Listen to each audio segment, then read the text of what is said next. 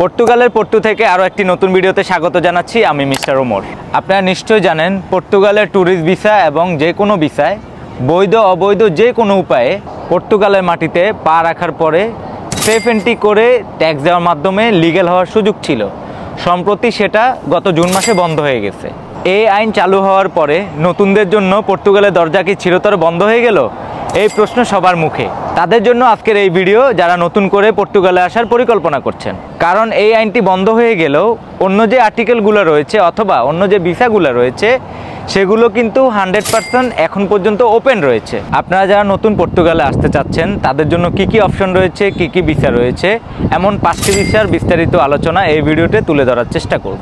এরপরেই কিন্তু আপনি কোন ক্যাটাগরিতে পড়ছেন নিজের প্রোফাইল নিজেই বিবেচনা করবেন, এই মুহূর্তে কোন ভিসা নিয়ে পর্তুগালে আসতে পারবেন।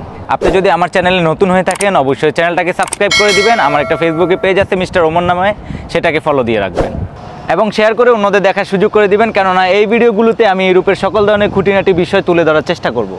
আপনি নিজেও উপকৃত হবেন, অন্যকে উপকৃত করতে সাহায্য করবেন।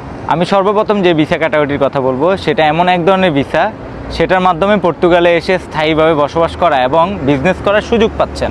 এটা অনেকটাই রেসিডেন্স ভিসার মতো। সেটা হচ্ছে D1 ভিসা। আপনারা D1 ভিসা সিজনাল ভিসা নামে চিনেন, এটা কিন্তু সিজনাল ভিসা না।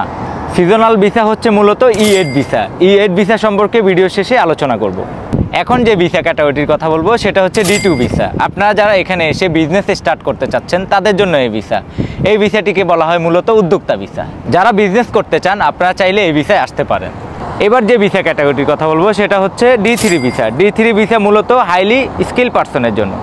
যেমন আপনারা যারা দীর্ঘদিন যাবৎ কোনো একটা কোম্পানিতে কোনো একটা সেক্টরে কর্মরত আছেন, সেই সেক্টরটিতে বিশেষ কোনো দক্ষতা রয়েছে, যদি সেটা প্রুভ করতে পারেন তাহলে পর্তুগালের D3 ক্যাটাগরি ভিসা আপনার জন্য।